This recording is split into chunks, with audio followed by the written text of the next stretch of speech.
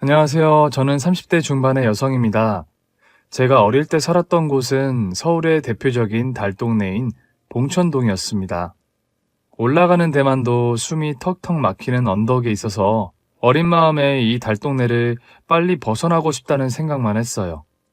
아빠는 중학교 때 시골에서 상경해 껌파리부터 구두 닦기, 배달일 등 안 해본 일 없이 힘들게 살아오셨어요. 그러다 식당에서 우연히 엄마를 보고 첫눈에 반해 연애 석 달 만에 결혼했습니다. 엄마는 일찍 부모님을 여의고 할머니 손에서 자랐고 듬직한 아빠의 모습이 마음에 들었다고 하더라고요. 아빠는 철 공소에서 일하셨는데 밤 늦게까지 야근하는 일도 많고 힘든 일이었지만 수입이 적어 살림살이는 늘 빠듯했습니다. 일이 마치면 철공소 직원들과 며칠에 한 번씩 한두 잔씩 술 마시던 게 매일 술을 먹고 새벽녘에 집에 오는 날이 많았습니다.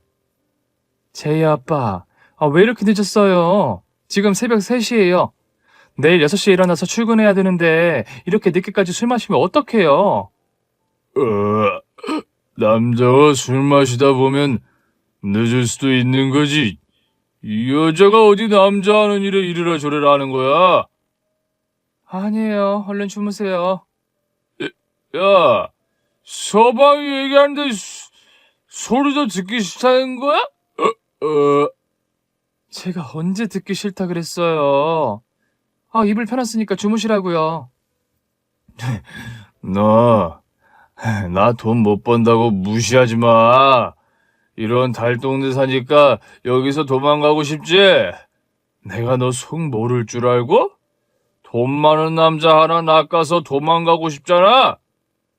제이 아빠, 그게 무슨 말도 안 되는 소리예요. 제가 어딜 도망가요? 아빠는 술만 마시면 엄마에게 폭언을 하고 심지어 손찌검까지 했습니다.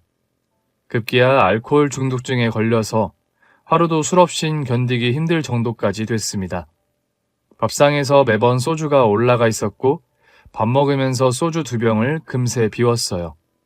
증상은 심해져서 수저를 못 들 정도로 손을 심하게 떨었습니다.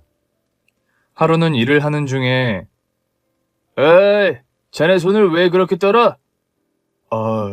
이거 별거 아니에요. 아니, 이렇게 손을 떠는데 자네 무슨 병 있는 거 아니야? 지금 온몸에 술 냄새가 쩔었구만. 이런 손으로 무슨 기계를 만진다고 그래? 괜찮다니까요. 이렇게 하면 되는데 왜 잘 안 되지? 보니까 알코올 중독이네. 자네 이러다 무슨 사고 저지를지 모르니까 지금 이대로 나가줘. 오늘까지 일한 거 계산해서 돈 붙여줄게. 사장님, 이렇게 갑자기 자르시면 어떡해요? 저희 식구 뭐 먹고 살라고요? 저 병원 다니면서 말끔하게 치료하고 술은 한 방울도 안 마시겠습니다. 제발 저 일하게 해주십시오. 아빠는 철공소 사장님께 무릎을 꿇고 빌었지만 소용없었습니다. 하루아침에 실직자가 된 아빠는 일자리를 구하기는커녕 집에만 있으면서 술이 더 늘었습니다. 술만 취하면 엄마와 저에게 폭언을 하고 술 사오라고 소리를 지르면서 집에 있는 물건들을 집어 던지며 난동을 부렸어요. 제이 아빠, 그만 좀 해요. 제이 놀라서 울잖아요. 술 사오라는데 왜 말을 안 들어? 쌀 살 돈도 없는데 술 살 돈이 어딨어요. 슈퍼에 계속 외상 달아놔서 이제 외상도 못해요. 당장 생활비를 벌어야 했기에 엄마는 어린 저를 데리고 다니며 전단지 알바, 우유 배달 등 하루에 2-3 개의 일을 할 수밖에 없었습니다. 그렇게 힘들게 엄마가 번 돈을 뺏어서 아빠는 도박과 술로 탕진했습니다. 먹을 게 없어서 배가 고픈 저를 위해 엄마는 집에 있는 술병과 빈 상자, 폐지들을 모아 슈퍼에 가서 빵과 라면으로 바꿔서 겨우 끼니를 해결했습니다. 어릴 때 하도 라면을 많이 먹어서 라면 냄새만 맡아도 헛구역질이 날 정도였어요. 아빠의 폭력성은 날로 더 심해져 어느 날 밤에 결국 엄마는 저를 데리고 집을 나왔습니다. 엄마는 아빠가 찾지 못하게 고속버스를 타고 무작정 먼 곳으로 갔어요. 늦은 밤 고속버스를 타고 도착한 곳은 엄마도 처음 가보는 낯선 시골 동네였어요. 제이야, 눈 떠. 이제 도착했어. 여기 어디야? 글쎄, 엄마도 잘 모르는 곳인데 집에서 많이 먼 곳이라 아빠가 못 찾을 거니까 안심해. 엄마와 저는 민박집에 들어가서 당분간 지내기로 했습니다. 애기 엄마, 이 동네 처음인 것 같은데 아주 살려고 여기 온 거유? 아, 네. 근데 어떻게 살아갈지 좀 막막하네요. 무슨 사정인지는 모르지만 여자 혼자 애 키우기 쉽지 않을 텐데 우선 우리 민박집에서 일하면서 지내는 거 어때요? 애기 엄마 사정이 딱해 보여서. 저야 너무 감사하죠. 어르신 감사합니다. 친절하신 민박집 할머니 덕분에 엄마는 민박집 청소와 요리를 하면서 생활비를 벌 수 있었습니다. 또 방 하나를 공짜로 살게 해줘서 저희 모녀에게는 생명의 은인과도 같은 분이었어요. 엄마는 워낙 부지런하고 성실해서 민박집뿐만 아니라 할머니 논에서 농사일도 거들어줬습니다. 할머니는 엄마를 딸처럼 생각하며 같이 저녁 식사도 하고 가족처럼 지냈어요. 그렇게 몇 달이 지난 어느 날 엄마 안색이 안 좋아 보였어요. 엄마, 어디 아파? 얼굴이 하얘. 아, 피곤해서 그런가 봐. 엄마 괜찮아. 그런데 얼마 후 마당에서 빨래를 널던 엄마가 갑자기 쓰러졌습니다. 엄마! 엄마! 전 너무 놀라서 엉엉 울면서 엄마를 깨웠지만 인기척이 없었습니다. 방에 있던 주인집 할머니가 뛰어나와서 구급차를 불렀고 병원 응급실로 실려간 엄마는 의식이 없었습니다. 선생님, 이 사람 왜 이런 거예요? 아까까지 멀쩡히 빨래 잘하던 사람이 왜 이래요? 안타깝지만 뇌출혈입니다. 여러 검사를 해봤는데 마음의 준비를 하셔야 할 것 같습니다. 죄송합니다. 이렇게 엄마를 떠나보내야 한다는 게 믿어지지 않아서 저는 울면서 엄마 얼굴과 손을 만지며 깨우려 했습니다. 주인집 할머니가 저를 안으시며 등을 토닥거려줬어요. 엄마가 하늘나라로 간 지 얼마 안 되어 아빠가 갑자기 찾아왔습니다. 이런 총구석에 있으니 내가 찾을 수가 있나? 여긴 왜 왔어요? 너는 아빠가 왔는데 무슨 버르장머리야? 네 엄마 통장 어디 있어? 아빠는 엄마가 하늘나라로 갔는데 슬프지도 않아요? 돈 때문에 여기 온 거예요? 떠난 사람은 떠난 거고 남은 사람은 어떻게든 살아야 할 거 아니야. 아빠는 엄마 가방이며 소지품을 뒤져서 통장과 도장을 찾았습니다. 그 짠순이가 이렇게 돈 많이 모아놨을 줄 알았어. 너 어서 짐 챙겨서 집에 가자. 싫어요. 저 안 가요. 여기서 할머니랑 살 거예요. 이때 집주인 할머니가 들어오시며 제이 아빠 대신아 본대요. 제이가 아빠랑 가는 걸 원치 않는 것 같은데 억지로 데려가는 건 아니라고 봐요. 할머니, 이건 저희 집안일이에요. 관심 끄세요. 제이 엄마와 제이는 저희 집에서 같이 살면서 가족처럼 지냈어요. 나도 제이한테 정들었고 제가 잘 키울게요. 아빠, 저 할머니랑 살래요. 아빠랑 가기 싫어요. 누가 보면 남의 애 납치하는 줄 알겠네. 뚝 안 그쳐? 이리 와. 아빠는 제 손을 잡아 끌고 억지로 데려갔습니다. 할머니는 힘겹게 뛰면서 쫓아왔지만 점점 거리는 멀어졌습니다. 저는 울면서 할머니가 있는 쪽을 봤고 할머니는 오열을 하시며 길바닥에 주저앉았습니다. 집으로 온 저는 그날부터 하루하루가 지옥 같았습니다. 집 청소며 빨래를 하면서 동네를 다니며 신문지, 상자, 빈병을 주워 슈퍼에 가서 술과 라면으로 바꿔서 생활했습니다. 엄마가 남긴 돈으로 아빠는 카바레를 드나들다 어떤 여자를 알게 되었고 그 여자가 나와 사는 게 싫다는 이유로 아빠는 6살인 저를 보육원에 맡겼습니다. 마치 헌짐짝처럼 저를 떼어놓고 아빠는 뒤도 돌아보지 않고 보육원을 나가서 그 여자와 웃으며 택시를 타고 갔습니다. 그게 아빠의 마지막 모습이었고 저에겐 기억하고 싶지 않은 상처로 평생 제 가슴에 응어리로 쌓였습니다. 제가 버림받았다는 사실에 충격을 받아 전 한동안 실어증에 걸려 말을 못했어요. 아이들은 저를 벙어리라고 놀렸고 전 항상 어두운 표정으로 혼자 지냈습니다. 그렇게 초등학교, 중학교, 고등학교까지 있는 듯 없는 듯 조용하게 지내다가 고등학교 졸업 후에 퇴소했습니다. 보육원에서 나오자 어디로 갈지 막막했어요.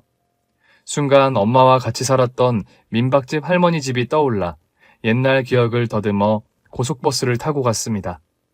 하지만 10여 년이 지나 집이 있던 곳엔 상가가 들어섰고 동네 사람들에게 물어보니 할머니는 돌아가셨다고 합니다. 제가 유일하게 기댈 수 있는 사람이 민박집 할머니였는데 이 세상에 안 계시다고 하니 눈물만 계속 흘렀습니다. 다시 발걸음을 옮긴 곳은 제가 어릴 때 살던 봉천동이었어요. 예전에 달동네 모습은 온데간데 없고 건물과 상가들이 들어서서 몰라보게 달라졌습니다. 저는 보육원에서 받은 약간의 생활지원금으로 먼저 월세방부터 구했어요. 성인이 되었지만 전 여전히 말수가 없고 항상 긴 머리카락으로 얼굴을 가리고 사람들을 피해 다녔습니다. 돈을 벌려면 취직을 해야 되는데 낯가리는 성격이라 그것도 쉽지 않았습니다. 우연히 길거리를 지나다 벽에 붙어있는 구인 벽보를 보고 찾아간 곳은 한 제약회사 공장이었습니다. 대기업에서 운영하는 하청 공장으로 직원이 꽤 많았고 현장직이다 보니 저는 바로 취직이 되었습니다. 마스크를 착용하고 위생복 차림으로 약품을 분리하고 포장하는 일인데 혼자서 조용하게 할 수 있어서 제 성격과도 맞았습니다. 출근해서 퇴근 전까지 직원들과 거의 한마디도 안 하는 저를 보고 여자 직원들 몇 명이 저에 대해 안 좋게 수군거리기 시작했어요. 쟤는 나이도 어린 게 선배들이 밥 먹자고 해도 거절하고 말도 안 하고 혹시 정신이 이상한 거 아니야? 그러게. 아무튼 쟤 조심하자고. 저런 애들 자극하면 무슨 짓 저지를지 몰라. 직원들은 저를 피했고 점심시간에 전 혼자 구내식당에서 밥을 먹었어요. 그러던 어느 날 한 남자가 제 앞자리에 앉더니 여기 앉아도 돼요? 아, 네. 안녕하세요. 전 박준기라고 합니다. 혹시 이름이... 김제이예요. 아, 제이 씨군요. 전 여기서 일한 지 3년 정도 됐고요. A조 조장이에요. 제이 씨는 B조 같던데 일 힘들지 않아요? 괜찮아요. 근데 왜 혼자 식사하세요? 전 혼자 밥 못 먹겠던데. 사람들과 같이 밥 먹으면 얘기해야 되고 신경 쓰여서 전 혼자 밥 먹는 게 좋아요. 아, 그래요? 그럼 지금 저 제이 씨 식사 시간 방해하는 거네요? 아니에요. 이렇게 말 걸어준 사람 조장님이 처음이에요. 같이 밥 먹는 것도 괜찮은 것 같네요. 그렇죠? 밥 먹으면서 이렇게 얘기하면 좋잖아요. 아, 제가 좀 말이 많죠. 일하면서 힘든 거 있으면 말하세요. 선배다 생각하고 편하게 물어보세요. 네, 그럴게요. 조장님은 밝고 다정다감한 성격으로 여성 직원들 사이에서 인기가 좋았습니다. 퇴근할 때는 일부러 기다려서 조장님과 같이 퇴근하려는 여직원도 있었어요. 어머, 박 조장님도 퇴근하시나 보네요. 박 조장님, 혹시 저 차 태워주실 수 있어요? 오늘 급한 약속이 있어서요. 어쩌죠? 제 옆자리 예약한 사람이 있어서요. 다음에 태워드릴게요. 아, 네. 이때 한 남자가 와서 형! 일찍 왔네? 준호야, 어서 와. 전 회사 통학버스를 기다리며 서 있었고 조장님이 저를 불렀어요. 제이씨, 제 차 타고 가세요. 통학버스 한참 기다려야 되잖아요. 아니에요. 저랑 단둘이 있으면 어색할까봐 그러시죠? 걱정 마세요. 제 동생도 같이 타고 가니까 부담 안 느끼셔도 돼요. 몇 번 얼굴 뵀어요. 전 박준우라고 합니다. 같이 타고 가세요. 여직원이 일그러진 표정으로 제 얼굴을 뚫어지게 보고 있더라고요. 아까 조장님한테 거절당하는 걸 주위에 있는 직원들이 다 봤거든요. 평소 그 여직원이 저에 대해 안 좋게 얘기하고 다니는 걸 알기에 왠지 골탕 먹이고 싶다는 생각이 들었어요. 네, 감사합니다. 저는 보란 듯이 조장님 차에 올라탔고 여직원은 얼굴이 울그락불그락거리며 분을 참지 못하더라고요. 차를 타고 가면서 저희 세 사람은 많은 대화를 나눴습니다. 낯가림이 심한 제가 이렇게 편하게 얘기하는 일은 정말 드문 일이었어요. 저희는 중학교 때 교통사고로 부모님을 잃은 뒤로 학교 갈 때나 어디든 항상 같이 다녀요. 세상에 의지할 사람이 저희 둘밖에 없거든요. 제가 먼저 이 공장에 취직했고 동생을 불렀죠. 옆에서 동생을 봐야 제가 마음이 놓이는 것 같았거든요. 아, 힘든 일이 있으셨네요. 전 이 세상에 혼자인데, 그래도 조장님은 동생이 있어서 너무 부럽네요. 제이 씨도 그런 부모님이 안 계신 거예요? 제가 6살 때 엄마가 돌아가시고, 아빠가 저를 보육원에 두고 가버렸어요. 그 이후로 아빠와는 연락이 끊겼고, 저는 고아나 다름없이 지금까지 혼자 살고 있어요. 제이 씨 많이 힘드셨군요. 이제 혼자가 아니죠? 저랑 제 동생과 친구예요. 그날 이후로 저희 세 사람은 회사에서 같이 식사하고 자주 어울려 다녔고 커플 동료가 되었습니다. 알고 보니 사는 동네도 비슷해서 출퇴근을 같이 하게 되었어요. 조장님 태워주셔서 감사합니다. 뭘요? 봉천동이면 저희 집과 멀지도 않은걸요. 내일 아침 8시에 여기서 봐요. 제이 씨, 조심해서 들어가세요. 네, 준호 씨도 내일 봬요. 차에서 내려 집까지 가려면 한참 언덕길을 올라가야 했습니다. 이때 뒤에서 저를 놀래키는 소리가 들려서 쳐다보니 저희 집 앞에 사는 동생이었어요. 지민이구나. 오늘 퇴근 빨리 했네. 식당에 손님이 별로 없어서 사장님이 빨리 퇴근하래. 근데 언니, 아까 자가용에서 내리던데 언니 남자 생겼어? 아, 아니야. 회사 동료야. 집이 같은 방향이라 태워주는 거야. 나 얼마 전부터 카풀하고 있잖아. 카풀? 언니 참 순진하다. 남녀 사이에 그냥 카풀이 어디 있어. 조금이라도 언니 얼굴 더 보고 싶으니까 차 태워주는 거지. 너 마음대로 생각해. 피곤하다. 빨리 집에 가자. 지민이는 고등학교를 졸업해 한식 조리사 자격증을 따서 지금 중식 레스토랑에서 주방장 보조로 일을 하고 있습니다. 앞집에 살면서 몇 번 마주치다가 싹싹한 지민이가 요리를 해서 나눠주면서 친해졌어요. 지민이도 저처럼 아픔이 있어서 더 마음이 가더라고요. 어릴 때 부모님이 이혼하셔서 할머니 손에서 어렵게 자란 지민이는 내향적인 저와 달리 밝고 명랑해서 저를 많이 웃게 하고 서로 의지하며 친자매처럼 지내고 있습니다. 언니, 잠깐 우리 집에 들어와봐. 줄 거 있어. 또 뭐 주려고? 이거 내가 개발한 요리인데 집에 가서 먹어보고 시식평해줘. 오, 비주얼은 합격인걸? 알았어. 냉철한 시식평해줄게. 지민이는 주방장이 되기 위해 밤 늦게까지 요리를 연구할 정도로 열정적이었습니다. 지민이가 만든 음식은 정말 수준급이었고 저는 칭찬을 아끼지 않았어요. 출근 시간이 비슷해 큰 길가까지 항상 같이 걸어가서 거기서 각자 버스를 타고 갔어요. 큰 길가에 도착하니 조장님 차가 서 있더라고요. 안녕하세요. 오늘 제가 좀 늦었죠. 아는 동생이랑 수다 떤다고 시간 가는 줄 몰랐네요. 아, 언니 회사 동료분들이셔? 안녕하세요. 전 제이 언니가 제일 사랑하는 동생 정지민이라고 합니다. 네, 처음 뵙겠습니다. 전 박준기, 얘는 제 친동생 박준호라고 합니다. 안녕하세요. 혹시 어디까지 가세요? 같이 타세요. 아니에요. 얘는 여기서 버스 타고 가면 돼요. 감사합니다. 안 그래도 만원 버스 시달릴 거 생각하니 끔찍했는데 언니 덕에 신세 좀 질게요. 허허. 넉살 좋고 밝은 지민이는 거리낌 없이 합석했고 지민이 레스토랑이 회사 가는 방향에 있어서 다행이었어요. 저는 괜히 조장님 패기치는 것 같아서 걱정이 되었거든요. 지민이를 내려다주고 준호 씨가 지민이에 대해 질문을 많이 하더라고요. 눈치로 지민이에게 관심이 있는 걸 알게 되었고 며칠 후 주말 저는 지민이와 준호 씨 소개팅을 시켜줬습니다. 두 사람 다 밝고 유쾌해서 너무 잘 어울렸고 결국 연인이 되었습니다. 숫기가 없는 저는 조장님에게 마음은 있지만 표현을 못하고 주위만 겉돌고 있었는데 준호 씨와 지민이가 오작교 역할을 해서 저와 조장님도 사귀게 되었습니다. 누가 뭐라 할 것도 없이 그동안 서로에게 마음이 있었고 자연스레 사랑의 감정이 생기게 된 거죠. 저희 넷은 모두 부모가 없다 보니 저희끼리 조촐하게 합동 결혼식을 하기로 했습니다.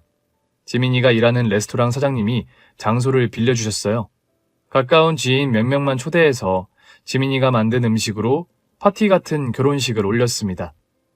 흰 웨딩드레스를 입은 지민이는 너무나 아름다웠고 마치 엄마 같은 마음으로 자꾸 눈시울이 붉어지더라고요.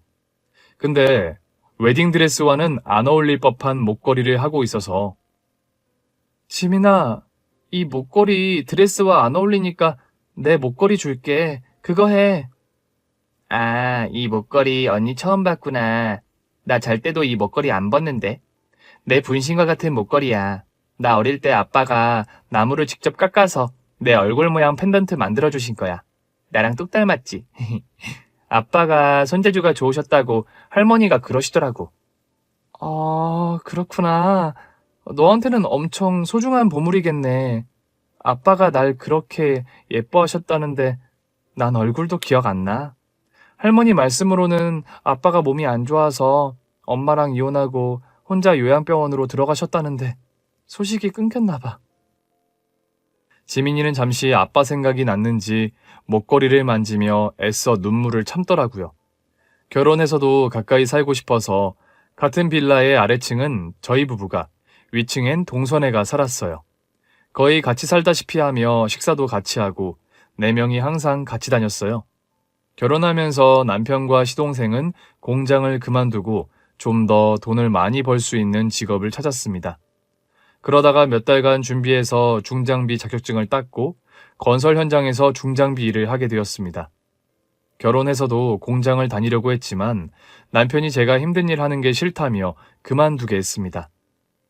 여보, 이제 내가 당신 보호자니까 그동안 하고 싶었던 거, 배우고 싶었던 거 마음대로 해. 이제 당신을 위해서 살아. 나 당신 안 굶길 자신 있으니까 돈 걱정은 하지 말고. 고마워요. 나 사실 하고 싶은 게 있는데 지민이 보니까 요리하는 거 재밌을 것 같아요. 요리사 자격증 따려고 하는데 당신 생각은 어때요? 오, 그거 좋은 생각이야.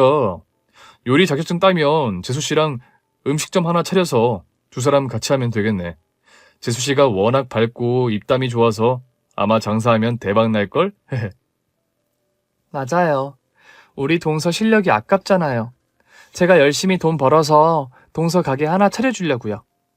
에이, 재수 씨 식당은 내가 차려줘야지. 우리 준호한테 잘해줘서 정말 보답하고 싶었거든. 아무것도 없는 우리 형제한테 당신과 재수 씨를 만난 건 정말 복받은 거야. 평생 당신 행복하게 해줄게. 남편의 적극적인 지원으로 전 요리 학원을 등록해서 요리 공부를 시작했어요. 계속 그 레스토랑을 다니고 있는 동서는 휴일에는 저한테 요리를 가르쳐 주면서 많은 도움을 줬습니다. 남편과 시동생은 같은 건설 현장에서 일을 했고 전 가끔씩 도시락을 싸서 공사 현장을 찾아갔습니다. 여보, 서방님, 저 왔어요. 아유, 오늘같이 날 안 좋은 날은 오지 말라니까. 식당에서 사 먹으면 되는데. 식당 밥보다는 제가 직접 만든 밥이 끈기도 있고 맛있죠. 저 어차피 요리 실습한다 생각하고 만든 거니까 맛있게 드셔주시기만 하면 돼요. 아, 그럼요. 제가 형수님 요리 얼마나 좋아하는데요. 물론 1위는 제 와이프지만요. 식기 전에 빨리 먹어야겠다. 형수님도 같이 드세요. 네, 많이 드세요. 와, 이건 처음 먹어보는 건데. 당신 요리 솜씨가 이렇게 좋았어? 제가 한번 한다면 제대로 하거든요. 다음 주가 자격증 시험이라 매일 연습하고 있는데 사실 걱정돼요. 내가 보장해. 당신 무조건 합격이야. 점심시간엔 다들 식당으로 식사하러 가기 때문에 공사장에는 저희 셋만 있었어요. 식사를 하고 있는데 갑자기 쿵 하는 소리가 들렸습니다. 여보, 방금 무슨 소리 들었어요? 들었어. 뭔가 바닥에 떨어지는 소리 같은데? 형, 현장에 나가봐야겠어. 당신은 어서 집에 가. 우린 현장 좀 살펴봐야겠어. 네. 조심하세요. 남편과 시동생은 아무도 없는 공사장 안쪽으로 들어가서 여기저기 둘러봤습니다. 형, 별 이상은 없는데? 그러네. 우리가 잘못 들었나 봐.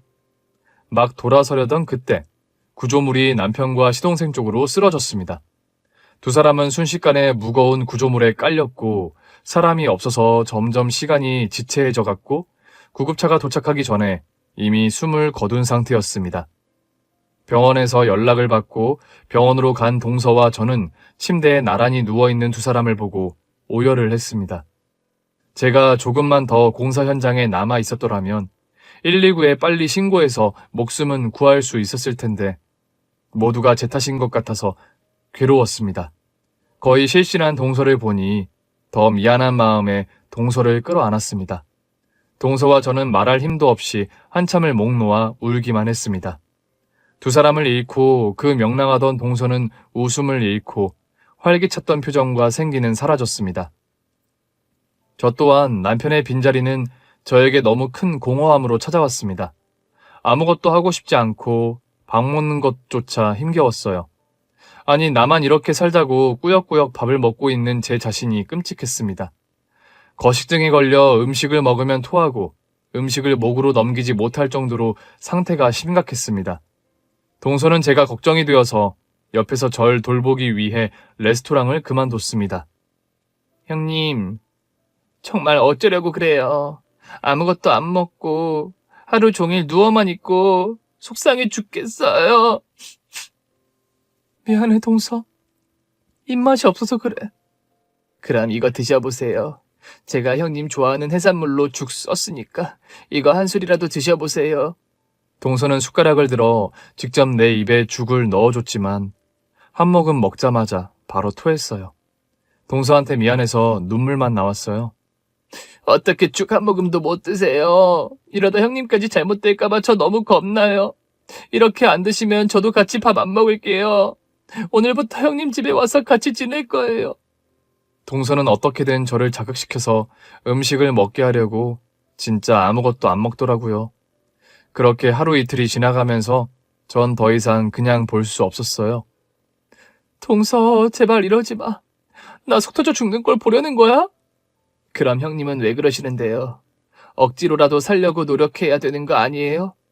병원도 안 가고 음식도 거부하고 그렇게 모든 걸 체념해버리면 살아있는 사람 생각은 안 하세요?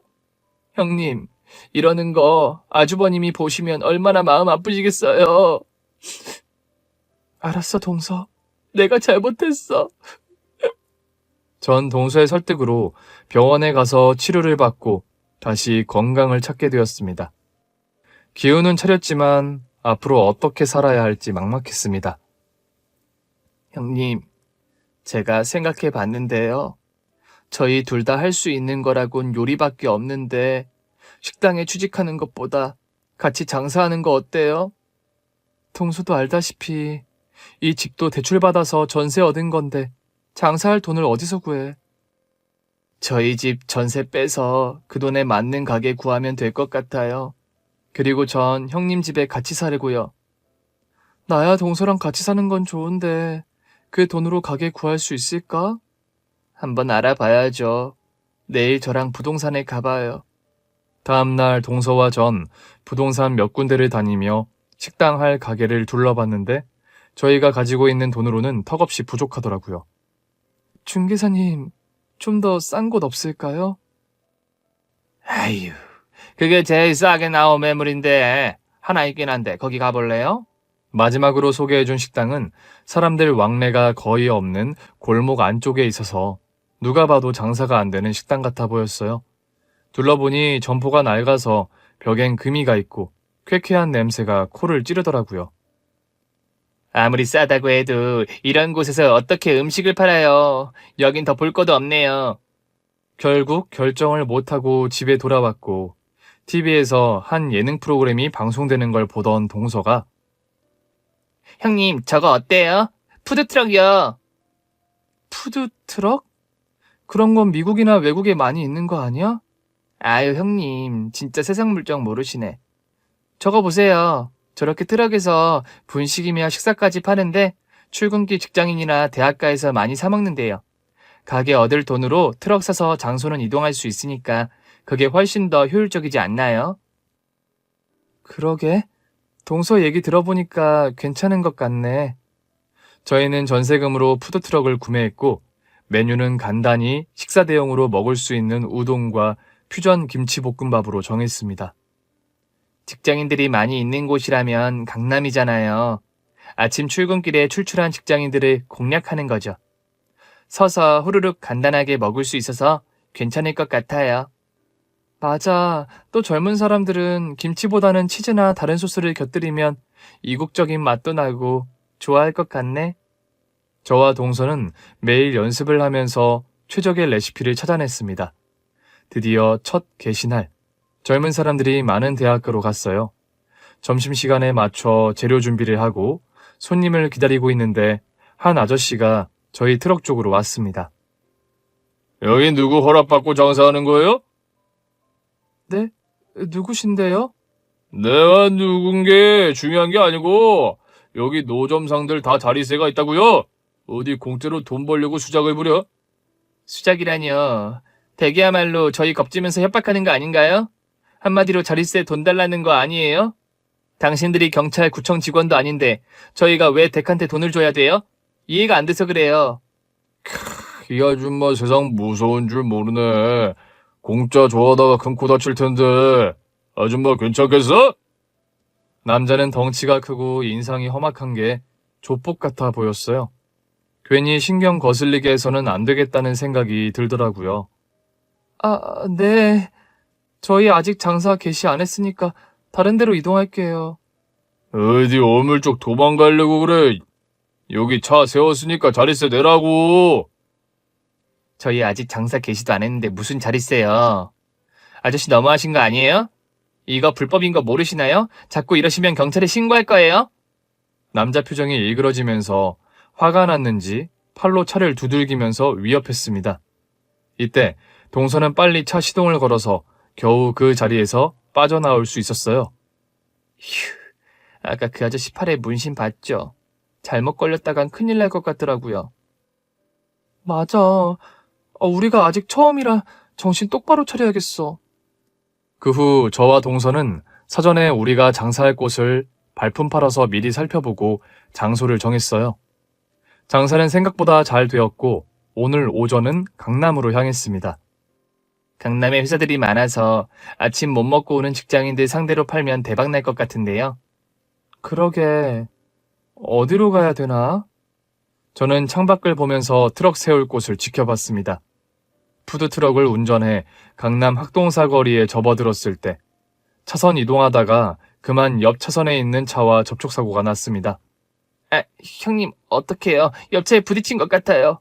근데 저 차 롤스로이스라고 되게 비싼 외제차예요. 수리비 엄청 들 텐데 큰일 났어요. 차로 빽빽한 사거리가 저희 사고로 인해 주차장을 방불케 할 만큼 차가 움직이지 못하고 있었습니다. 차 안에는 중년 남자가 뒷좌석에 앉아 있었고 운전자는 젊은 사람으로 운전기사 같았습니다. 아, 목이야. 아니, 운전을 어떻게 하시는 거예요? 그렇게 갑자기 훅 차선 변경하면 어떡해요? 네, 죄송해요. 어디 다치진 않으셨어요? 저보다는 회장님이 다치지 않으셨을까 걱정돼요. 회장님, 괜찮으십니까? 난 괜찮네. 경찰에 신고했으니까 곧 도착할 겁니다. 회장님 일정에 차질 없도록 사고 처리 신속하게 하겠습니다. 얼마 후 사이렌 소리를 울리며 경찰이 도착했습니다. 안녕하십니까. 사고 신고 받고 왔는데요. 저희가 조사하는 동안 차량 움직이지 마십시오. 여기 트럭 차주 성함이 어떻게 되시죠? 네, 정지민입니다.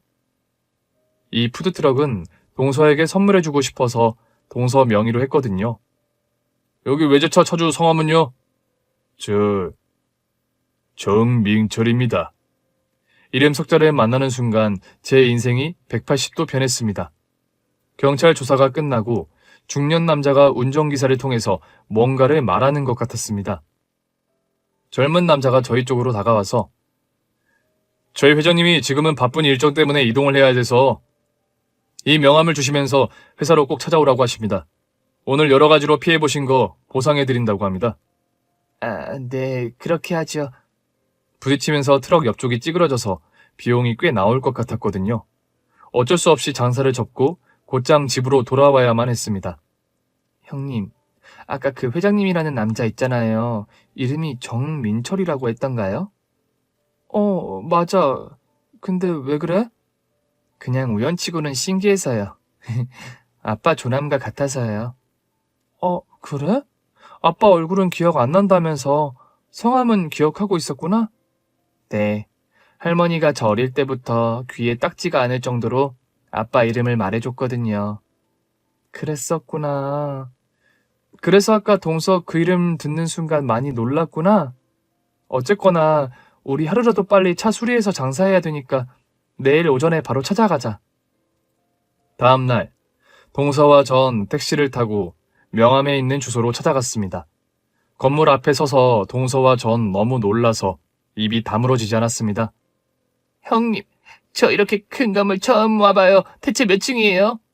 그러게, 그 뒷자리에 있던 남자가 이 큰 회사 대표라는 거잖아. 와, 엄청 단부자네. 이렇게 돈 많은 사람이라면 저희 트럭차 수리비 정도는 껌값이겠네요. 전 사실 사고 났을 때 아찔했거든요. 엄청 비싼 외제차라 수리비만 해도 몇 천만 원 나올 거라 생각하고 눈앞이 깜깜했는데 그 차 흠집 난 거는 아무 얘기도 안 해서 다행이다 싶었죠. 이 건물을 보니 이제야 이해가 되네. 어서 들어가 보자. 건물 데스크에 도착하니 경비원이 출입구를 지키고 있었습니다. 어떻게 오셨나요?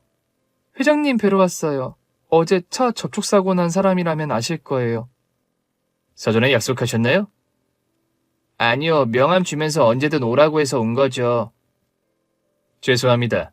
회장님과 사전에 약속 안 하셨으면 만나시기 힘듭니다. 저희 이상한 사람 아니에요. 보세요, 이거 회장님 명함이잖아요. 근데 전화번호가 없어서 전화는 미리 못했고요. 차 수리비 받아야 되니까 들어갈게요. 이러시면 곤란합니다. 동서가 출입구로 들어가려고 하자 경비원 2명이 와서 제지를 했습니다. 동서는 왜 그러냐며 음성을 높이게 되었고 실랑이가 벌어졌습니다. 이때 누군가 이쪽으로 와서 어제 접촉사고 났던 그분들 아니신가요? 네, 맞습니다. 아유, 저희 직원들이 무례함을 범했군요. 죄송합니다. 아니, 저희가 무슨 죄로 이런 잡상인 취급을 당해야 되는지 모르겠군요. 너무 기분이 안 좋네요. 어디 다친 데는 없으신가요? 네, 팔이 좀 욱신거리기는 한데. 어서 제 방으로 가서 따뜻한 차 한 잔 하시면서 기분 푸십시오. 저희는 그 남자를 따라 엘리베이터를 타고 고층에 있는 화장실로 들어갔습니다. 자리에 앉으니 비서가 차를 가져옵니다. 저희 회사 고문 변호사가 지금 곧 올라올 겁니다. 피해 상황 말씀해 주시면 최대한 맞춰서 배상해 드리겠습니다. 사실 저희는 보험 처리하실 줄 알고 있었는데 이렇게 직접 보상해 주실 줄 몰랐거든요. 저희 쪽 과실도 있어서 그쪽 차량도 흠집이 난 걸로 알고 있거든요. 아유, 그 정도는 저희가 수리하면 됩니다. 누구 잘못을 떠나 그 사고로 시간 뺏기고 정신적으로 받은 충격과 또 그날 장사를 못해서 많은 피해를 입으셨을 것 같아서요. 저희가 당연히 부담해 드려야지요. 근데 동서는 아까부터 두리번거리면서 뭔가를 찾고 있었어요. 동서, 아까부터 뭐해? 형님, 어떡해요. 목걸이 잃어버린 것 같아요. 아까 로비에서 경비원들과 실랑이 하면서 흘렸나 봐요. 뭐 잃어버리셨나 봐요. 동서한테 제일 소중한 목걸이거든요. 어릴 때 헤어진 아빠가 직접 만들어주신 목걸이라 평생 간직하고 있거든요. 아유, 저를. 잠깐만요. 제가 로비에 연락해서 찾아보라고 해볼게요. 남자는 경비원들에게 연락해서 로비를 샅샅이 찾게 시켰지만 결국 목걸이를 찾지 못했습니다. 변호사가 와서 피해보상금 합의가 끝나자마자 동서는 급하게 뛰쳐나갔습니다. 로비 바닥을 기어다니며 정말 정신 나간 사람처럼 목걸이를 찾았어요. 안 보여요. 이게 대체 어디 간 거야? 동서, 그만 찾아. 누가 주워갔거나 여기서 떨어뜨린 게 아닌가 봐. 속상하겠지만 그만 잊어버려. 안 돼요. 그게 어떤 목걸이인데 그 목걸이는 얼굴도 모르는 제 아빠로 생각하면서 항상 목에 걸고 다녔던 거예요. 그렇게 하면 언젠가는 우리 아빠 만나겠지. 아빠가 날 지켜보고 있겠지. 그렇게 마음의 위안을 삼았던 거예요. 상심이 컸던지 집에 와서도 동서는 내내 눈물을 흘렸어요. 그리고 며칠 후 저에게 전화가 걸려왔습니다. 안녕하세요. 김채희 씨 되시나요? 여기는 정민철 회장님 비서실입니다. 아, 네, 안녕하세요. 돈은 잘 받았는데 무슨 일이시죠? 회장님께서 급하게 두 분을 만나시고 싶다고 하십니다. 지금 회사에서 출발하셨는데 집 주소 알려주시면 그리로 바로 가신다고 합니다. 급하게 저희를 왜 보자고 하시는 걸까요? 회장님이 갑자기 찾아오신다고 하니 의아했지만 집 주소를 불러줬습니다. 얼마 후 벨소리에 나가보니 회장님이셨어요. 뛰었는지 얼굴엔 땀 범벅이었습니다. 회장님, 무슨 급하신 일이길래 이렇게 갑자기 찾아오셨나요? 옆에 있던 그 여자분 집에 있나요? 동서요? 잠깐 마트에 뭐 사러 갔어요. 동서한테 볼 일이라도 있으신가요? 회장님은 안절부절 못한 채 거실을 서성거렸습니다. 회장님, 이거 차라도 드시면서 기다리세요. 아, 네, 감사합니다. 이때 도어락 소리가 나면서 동서가 들어왔어요. 회장님을 보고 동서가 깜짝 놀라더라고요. 회장님이 저희 집엔 무슨 일이세요? 동서 얼굴을 보는 회장님의 눈에 눈물이 맺히면서 혹시 성함이 어떻게 되시나요? 서류에는 김재희 씨 성함만이 있어서요. 정지민입니다. 정지민? 진짜 정지민 맞나요? 왜 그러시는데요? 제 이름을 거짓말로 얘기하겠어요? 동서는 조금 짜증 섞인 말투로 빨리 이 남자가 갔으면 하는 표정이더라고요. 이때 회장님이 주머니에서 꺼내 보여준 것은 동서가 잃어버렸던 목걸이였습니다. 아, 찾으셨군요. 아, 다행이에요. 이거 잃어버린 줄 알고 제가 얼마나 마음 아팠는데요. 정말 감사합니다. 근데 설마 이거 전해주시려고 여기까지 오신 거예요? 물어볼 게 너무 많아서 왔어요. 이 목걸이 아빠가 만들어 주셨다고 했죠? 네, 아마 제가 5살 때인 것 같아요. 제 얼굴 모양으로 나무를 깎아서 만들어 주셨다고 할머님이 말씀해 주시더라고요. 할머니와 같이 사셨어요? 혹시 사셨던 동네가 어딘가요? 해남이에요. 작은 시골 마을이었어요. 그 목걸이 제가 만든 거예요. 네? 무슨 말씀이신지 제가 잘 이해가 안 돼서요. 그 목걸이를 왜 회장님이 만드셨다는 거죠? 그건 저희 아빠가 저한테 주신 건데. 잠깐만요. 그럼 회장님이 저희 아빠라도 되신다는 건가요? 맞아, 지민아. 내가 너 아빠야. 동서는 믿을 수 없다는 듯이 회장님을 멀뚱멀뚱 보고만 있었습니다. 아니에요. 말도 안 돼요. 제가 아무리 어렸어도 제 아빠를 보면 느낌이라는 게 있잖아요. 근데 회장님을 봐도 아무렇지가 않은데 갑자기 제 아빠라고 하면 제가 황당하잖아요. 저한테 왜 그러시는 거예요? 동서, 회장님 무안하시게 그렇게 화내지 말고 진정하고 차분하게 생각 좀 해보자. 회장님, 너무 갑작스러운 일이라 동서가 많이 놀랐나 봐요. 죄송하지만 오늘은 이만 가주시는 게 좋을 것 같습니다. 좀 더 확실해져야 동서도 마음을 열 것 같은데 유전자 검사를 해보는 건 어떨까요? 아, 네, 그거 좋아요. 제 머리카락 드릴 테니 그쪽에서 검사하시지요. 네, 아무래도 동서가 직접 검사해봐야 믿을 것 같아서요. 검사 결과 나오면 연락드리겠습니다. 회장님이 나가시고 난 후 동서는 참았던 눈물을 쏟아냈습니다. 형님, 진짜 그분이 우리 아빠일까? 거짓말하는 것 같진 않은데 잘 모르겠어요.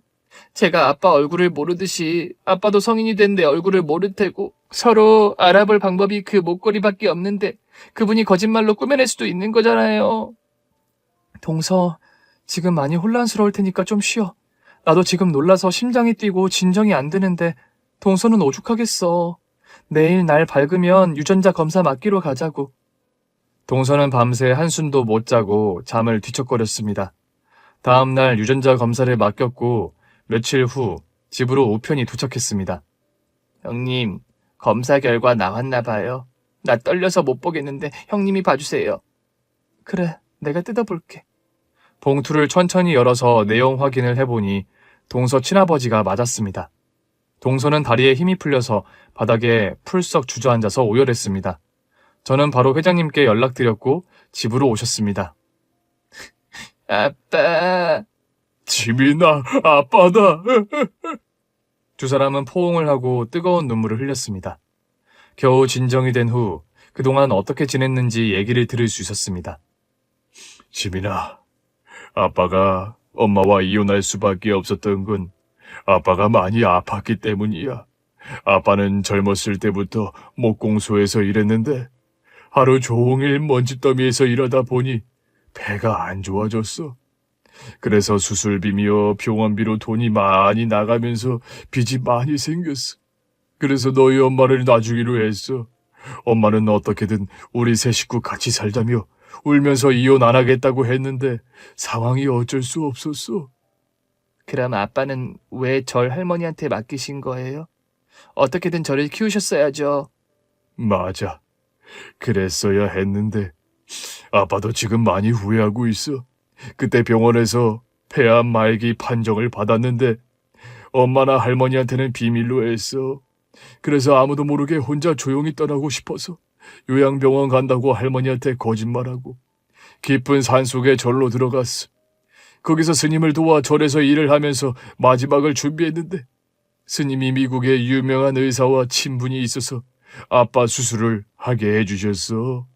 그렇게 병이 완치되고 아빠는 미국에서 내 유일한 손재주인 목공 기술을 살려 가구 사업을 시작했고 생각지 못하게 큰 성공을 거둬서 한국으로 오게 되었어. 근데 어떻게 한 번도 절 안 찾으신 거예요? 저 안 보고 싶었어요. 난 하루도 널 잊은 적 없었단다. 오늘 너 만나러 온다고 해서 미국에 가서 내가 예전에 살던 집으로 갔어. 너랑 찍은 사진 한 장이 있어서 그걸 다행히 찾았어. 지민아, 이 목걸이 내가 만들어준 날 기념으로 사진 찍은 거야. 아, 저 맞아요. 할머니 집에 저 어릴 때 찍은 사진이 있어서 알아요. 어렴풋이 기억이 날 것 같기도 해요. 한국으로 돌아와서 널 찾으려고 할머니 집을 찾아갔을 때는 도로가 나서 할머니 집이 흔적 없이 사라진 뒤였어. 그렇게 소식이 끊기고 백방으로 널 찾았어. 그런데 그날 사고 현장에서 널 만나다니 정말 꿈만 같구나, 우리 딸. 그동안 정말 고생 많았어. 회장님은 동서가 남편을 잃고 경제적으로 많이 힘든 걸 알고 레스토랑을 마련해 줬습니다. 동서가 그렇게 소원하던 꿈이 이뤄진 거죠. 동서 축하해. 드디어 동서의 꿈인 오너 셰프가 되었네. 내가 눈물이 나려고 그래. 형님, 고마워요. 형님 요리사 자격증도 따셨으니 저희 레스토랑에서 같이 일해요. 대신 형님은 제 보조 주방장이니 제 잔소리 좀 들으실 거예요. 난 동서와 같이 일하면 너무 좋지. 많이 가르쳐 주십시오, 선배님. 얼마 후 저희는 강남 번화가에 레스토랑을 오픈했습니다. 개업식 날 회장님이 찾아오셨어요. 아빠, 어서 오세요. 직원분들도 같이 오셨네요. 우리 딸이 레스토랑 오픈하는데 매상 팍팍 올려줘야지. 엄마가 그렇게 요리 솜씨가 좋았는데 지민이 너도 엄마 닮아서 요리를 잘하는구나. 아, 그랬어요? 아빠 오늘 첫 손님이시니까 제가 특별히 서비스 많이 드릴게요. 기대하세요. 회장님은 매일 점심시간마다 저희 레스토랑에 와서 동서가 만든 음식을 드시고 가셨어요. 동서 손맛이 소문이 나 레스토랑은 승승장구해 불과 1년 만에 전국 프랜차이즈까지 생겼습니다. 회장님은 저를 딸처럼 아껴주시며 사랑을 주시고 계십니다. 긴 글 읽어주셔서 감사합니다. 오늘 준비한 사연은 여기까지입니다. 재미있게 들으셨다면 구독과 좋아요, 알림 설정까지 눌러주세요. 그럼 저는 다음 사연으로 찾아뵐게요. 오늘도 건강하고 행복하세요.